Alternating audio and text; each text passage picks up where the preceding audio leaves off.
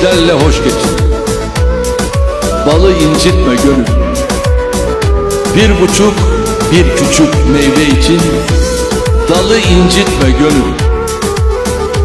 Sevmekten geri kalma, yapan ol, yıkan olma.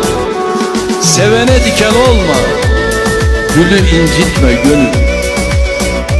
Başın olsa da yüksek, gözün enginde gel. Kibirle yürüyerek yolu incitme gönül. Mevla verince azma, geri alınca kızma. Tüten ocağı bozma, külü incitme gönül. Dokunur gayretine, karışma hikmetine. Sahibi hürmetine, kulu incitme gönül.